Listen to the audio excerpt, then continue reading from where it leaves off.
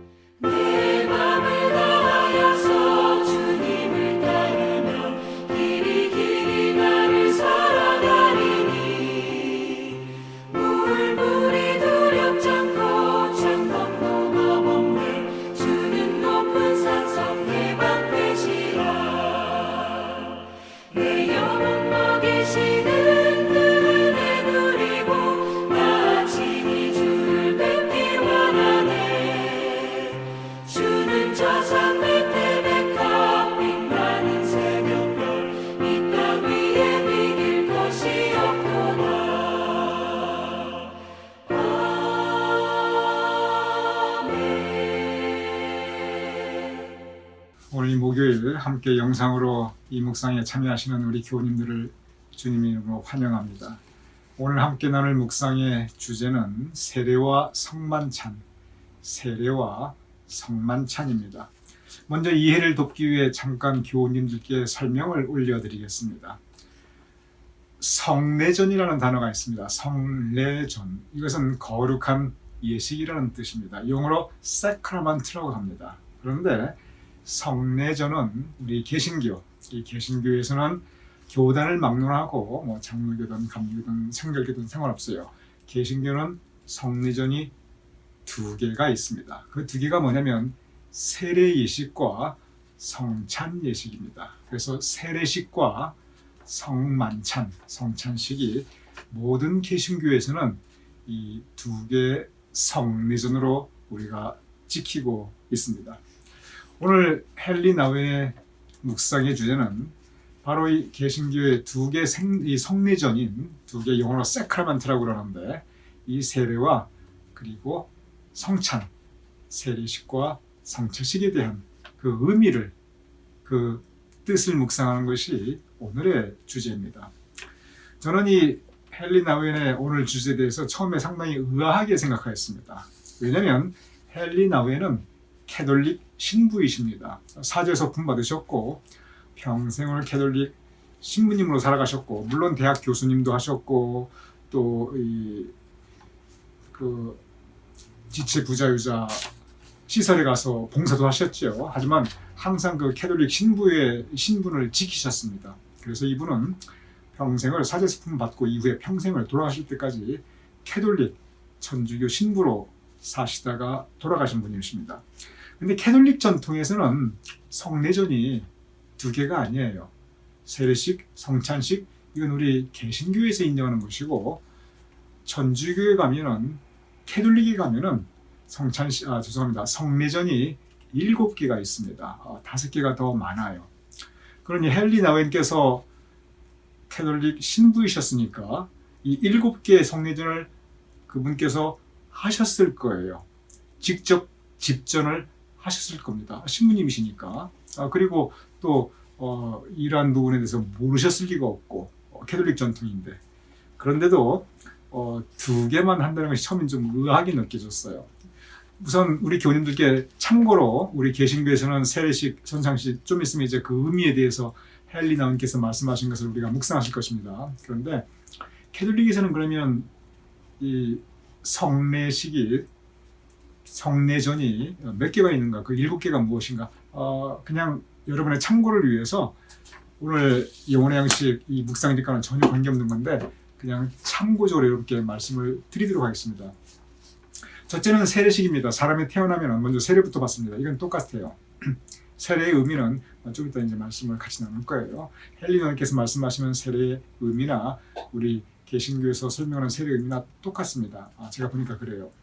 그 다음에 이제 뭐가 있냐면은 우리 여러분 그 유아 세례, 캐톨릭도 태어나자마자 유아 세례를 주거든요.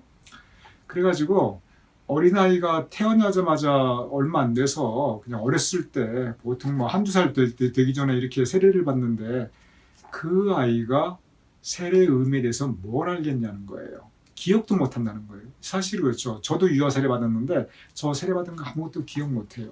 나중에 뭐 어머님이 그러시는데 내가 세례 받았을 때 빽빽 울었다고. 저 그거밖에는 그것도 좀 기억 못 해요. 그냥 어머님이 말씀하셔서 내가 세례 받을 때 울었나 보다. 제가 그렇게 알고 있을 뿐이지. 그래서 캐톨릭도 그렇고 그리고 모든 개신교도 다 마찬가지입니다. 세례를 대부분 유아 세례 때 받으니까 물론 장로교 같은 경우는 이제 좀 다를 수도 있어요. 하지만 이 대부분 다 세례 받았을 때 유아 세례 즉 아무것도 모르는 상태에서 받았으니까 그 부분을 내가 내 입으로 고백을 해야 된다. 그래서 견진이라고 있습니다. 그래서 그걸 견진 성사라고 합니다. 그럼 우리 개신교에서는 뭐 장로교나 감리교에서는 그런 견진이 없느냐? 있습니다. 우리는 그것을 학습이라고 합니다. 영어로 confirmation. 그건 똑같아요. 그래서 한 중학교나 고등학교 이 초반쯤에 우리도 세례받는 아이들을 모아서 학습, confirmation 클래스를 해나갑니다. 저희도 늘 해왔습니다. 그래서 저희들이 안 한다는 것이 아니고 그것을 성례로 구분하지 않을 뿐이 있습니다. 유아 세례를 인정하지 않는 교단들이 있습니다. 가장 대표적인 것이 침례교. 침례교는 유아 세례 인정하지 않습니다. 그래서 이 세례 받을 때부터 왜 2단계로 하느냐? 세례 받고 나중에 고백하고 그럴 필요 없다. 세례는 스스로 주님을 영접하고 고백할 수 있을 때, 그때 주로 청소년기죠. 스스로 이성, 자기의 생각과 자기의 판단으로 주님을 영접할 수 있을 그 나이가 되었을 때, 주로 이제 청소년기 때 그때 먼저 공부를 시키고 그리고 세례를 받게 합니다. 순서가 캐톨릭과 개신교는 침례교를 제외한 많은 개신교는 먼저 세례를 받고 공부를 시키는데 침례교단은 그 인정하지 않아요. 먼저 공부를 시키고 그 다음에 세례를 줍니다. 그건 그냥 참고적으로 말씀을 드렸습니다. 그래서 세례 성사가 있고 그것을 견진 성사가 있고 그 다음에 성체 성사라는 게 있습니다. 성체는 우리의 성찬식과 똑같습니다. 그냥 용어가 조금 다를 뿐인데 똑같아요. 그래서 성체 성사 그리고 우리는 성찬식. 그리고 지금부터는 이제 우리도 우리 개신교에서는 이렇게 성례전이라고 하지 않는데 캐톨릭에서는 지키는 것이 있습니다. 그 다음에 뭐가 있냐면 고해성세라는 게 있습니다. 신자가 죄를 지었을 때 신부님에게 가서 죄를 고백합니다.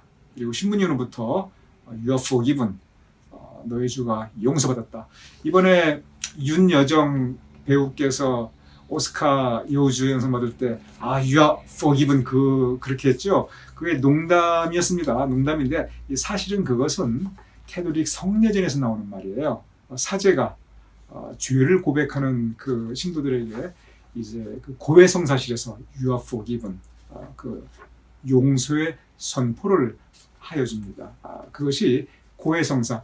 그래서 1년에 한 번은 최소한 1년에 한 번은 신부님을 찾아가서 고해성사를 하도록 그렇게 규정이 되어 있습니다. 우리 개신교에서는 왜 이게 없느냐?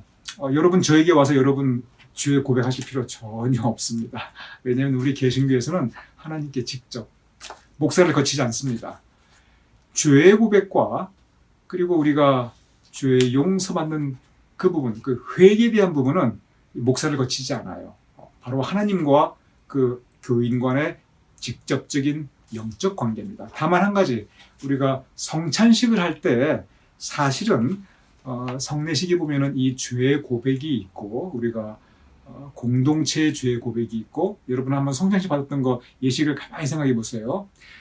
캐톨릭에서 하는 것을 우리가 안 하는 게 전혀 아닙니다. 그 형식이 다를 뿐이에요. 우리가 죄의 고백 분명히 있습니다. 거기 보면 공동체의 죄의 고백이 있어요.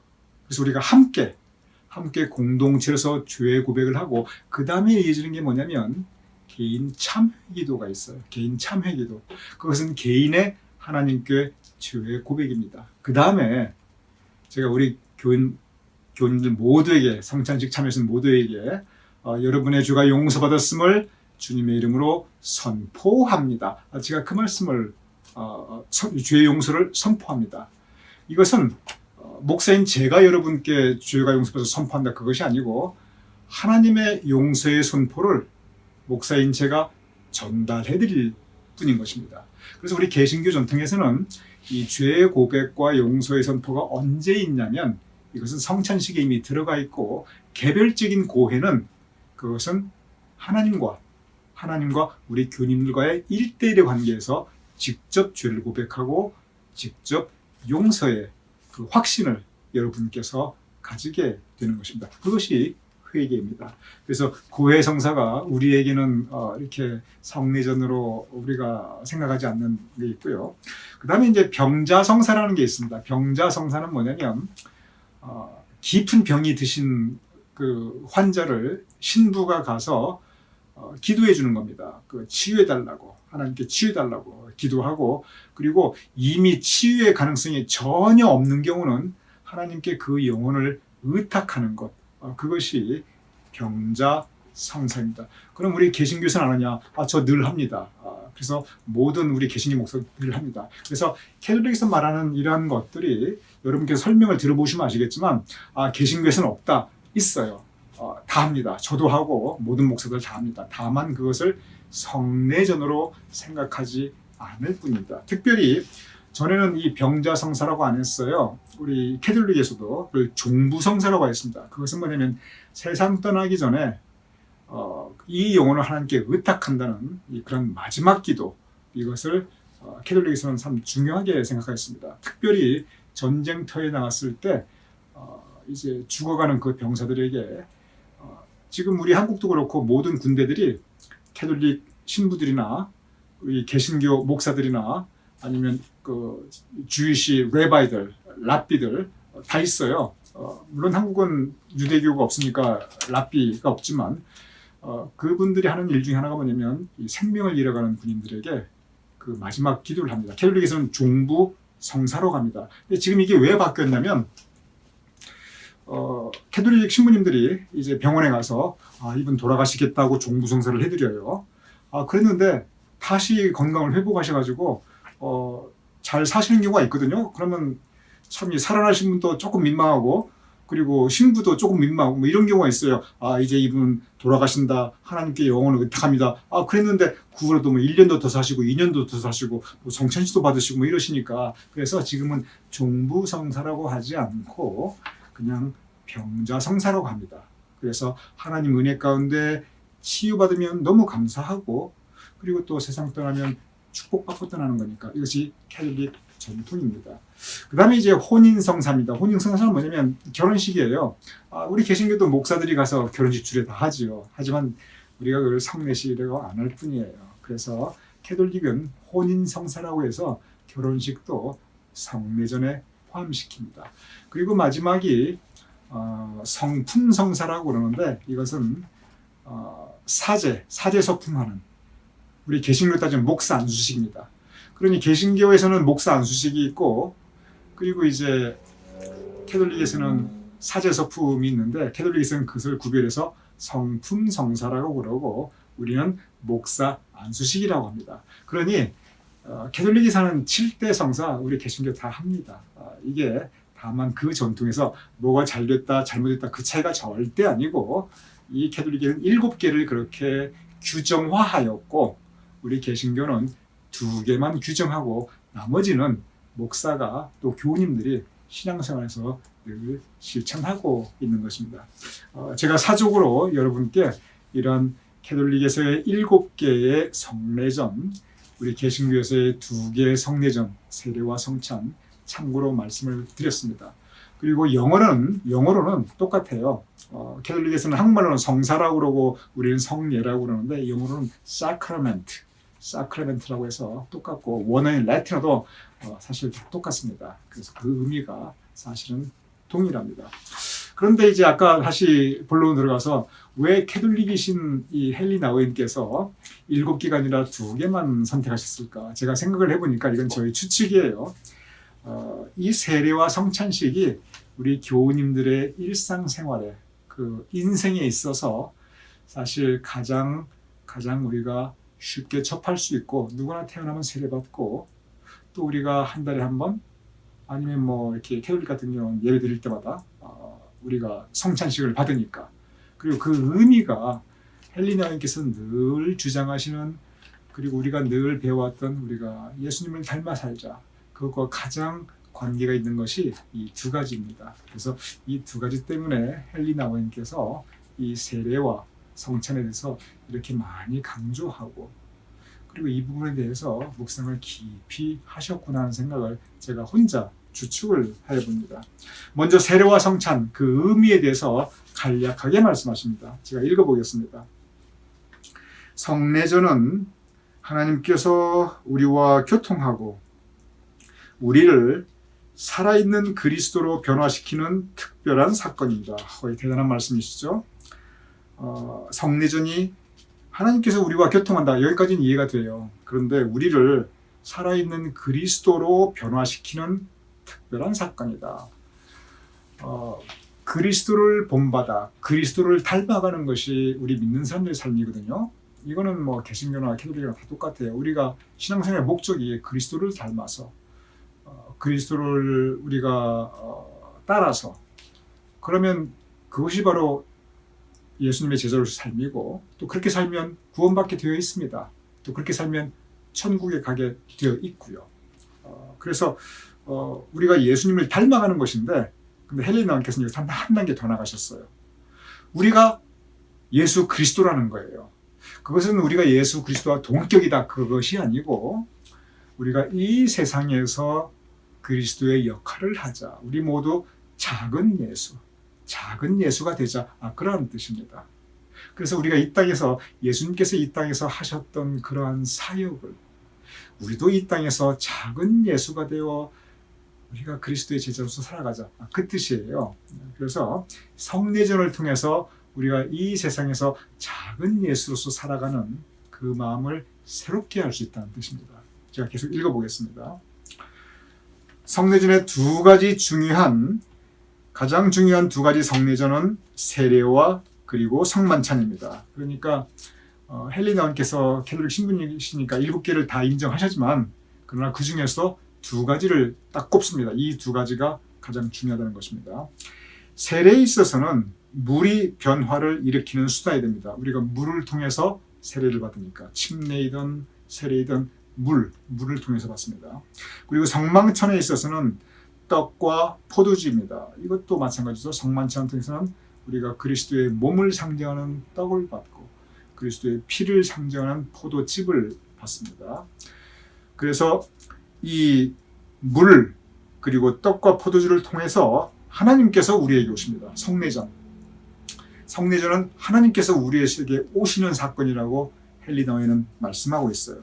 물을 통하여 우리가 세례를 받고 세례를 받음으로 통해서 우리가 하나님의 은혜를 받고 하나님의 백성이 되고 그리고 떡과 포도주를 통해서 예수 그리스도의 몸과 피를 우리가 받고 그래서 하나님께서 육신이 되어 우리 가운데 거하시게 되고 그 말씀을 하고 있습니다. 제가 계속 읽어보겠습니다.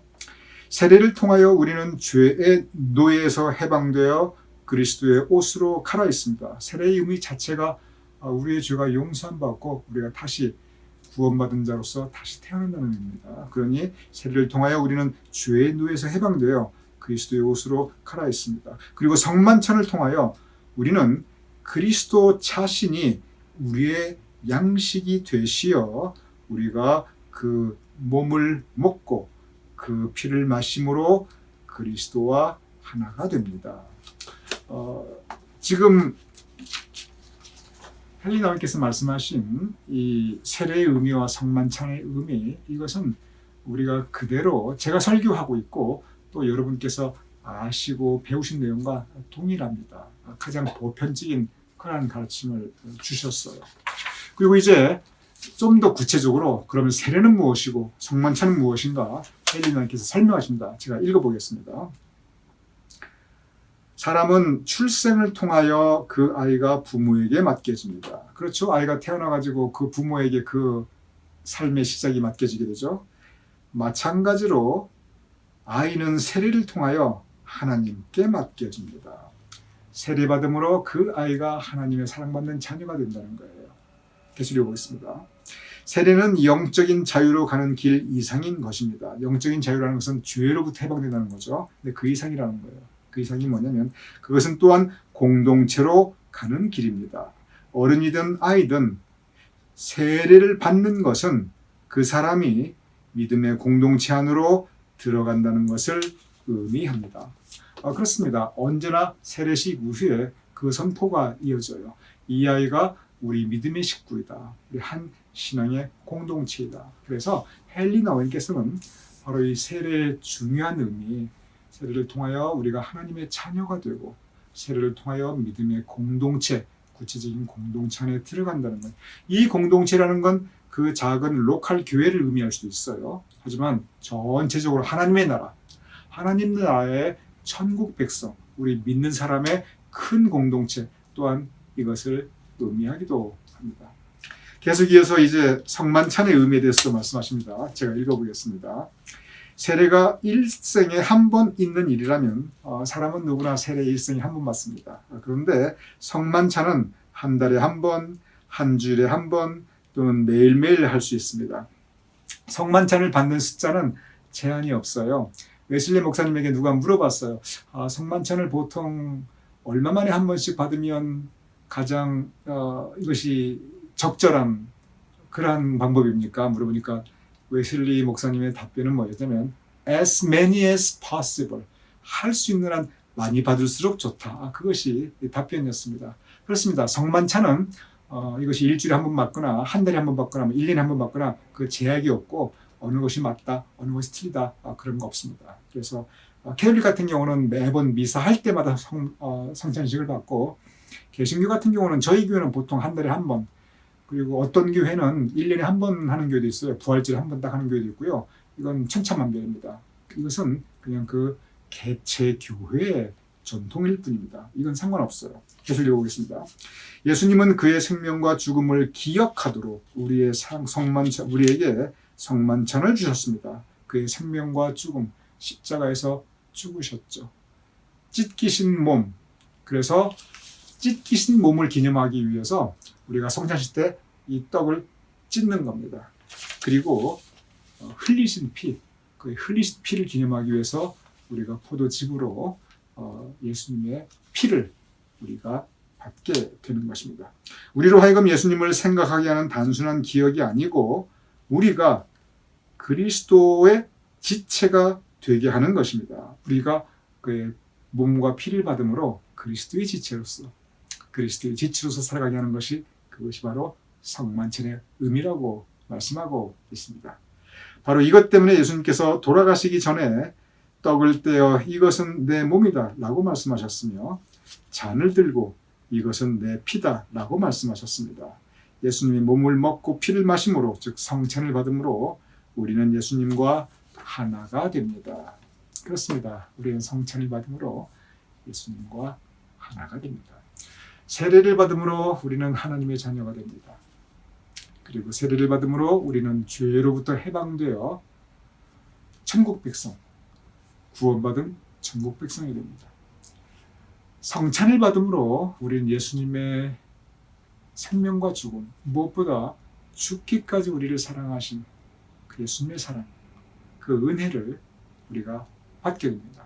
그러므로 또한 우리도 그 은혜와 사랑을 함께 나누는 예수님의 지체로서 살아갈 것을 우리가 다짐하게 됩니다. 그것이 바로 세례 그리고 성만찬의 의미입니다. 오늘 어떻게 생각하면 굉장히 기본적인, 그런데 기본이 참 중요해요. 모든 것의 기본기가 중요하듯이 우리 신앙의 기본기 중에 하나입니다. 이 세례가 무엇인가, 성만찬이 무엇인가, 헬리나우의 이 묵상이 오늘 하루 우리 교우님들의 영의 양식이 되셨기를 주님 이름으로 축원드립니다. 주보혈 날 정결케 하고 주보혈 날 자유케 하니 주 앞에 나 예배하는 이 시간 나의 모든 것을 주께 드리네. 주의 손 날 위에 찢기셨고 주의 발 날 위에 박히셨으니 이제는 내가 사는 것이 아니요 오직 주를 위해 사는 것이라.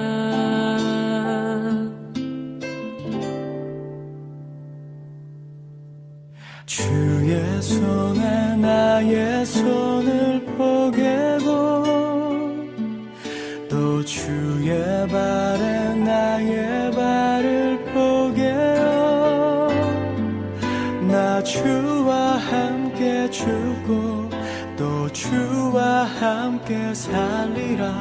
영원토록 주 위에 살리라. 주의 손에 나의 손을 포개고 또 주의 발에 나의 발을 포개어 나 주와 함께 죽고 또 주와 함께 살리라. 영원토록 주 위에 살리라. 주 위에 살리라.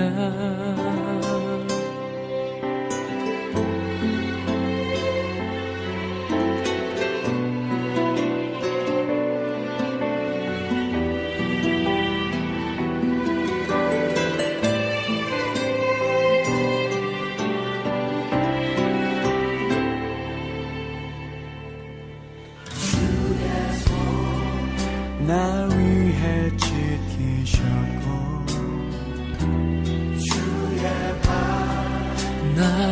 위에 박히셨으니 내가 사는 것이 아니요 오직 주를 위해 사는 것이라.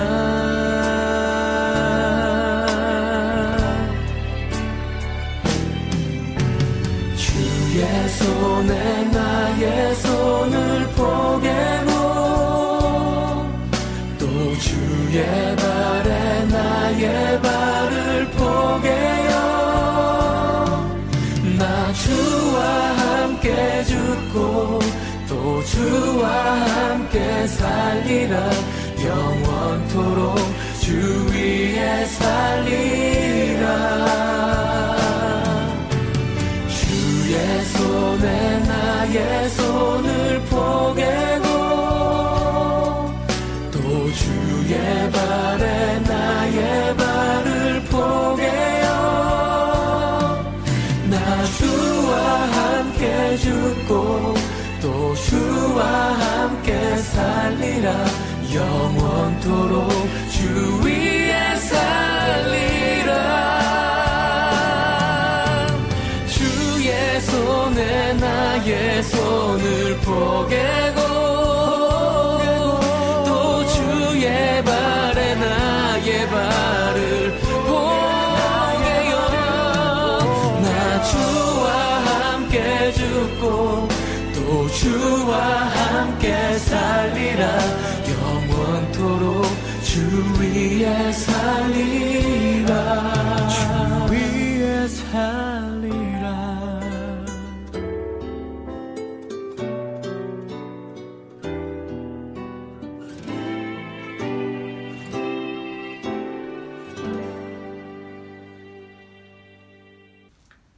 제가 기도하고 주기도문으로 마치겠습니다.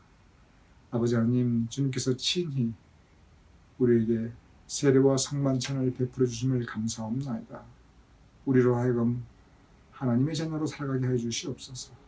천국 백성으로 살아가게 해 주시옵소서. 우리로 하여금 예수 그리스도의 지체가 되어 예수님의 사랑과 은혜를 함께 나누며 살아갈 수 있도록 주님 도와주시옵소서. 오늘 하루도 이 하루도 세상 가운데 작은 예수로서 살아갈 수 있기를 바라오며 예수님의 이름으로 기도드렸사옵나이다. 아멘. 주기도문을 하심으로써 오늘 묵상 마치겠습니다. 하늘에 계신 우리 아버지시여, 이름이 거룩히 여김을 받으시오며 나라의 임하옵시며 뜻이 하늘에서 이루어진 것 같이 땅에서도 이루어지이다. 오늘날 우리에게 일용할 양식을 주옵시고 우리가 우리에게 주신 대로 사하여 준 것 같이 우리 주를 사하여 주옵시고 우리를 시험에 들게 하지 마옵시고 다만 악에서 구하옵소서. 내게 나라와 권세와 영광이 아버지께 영원히 있사옵나이다. 아멘.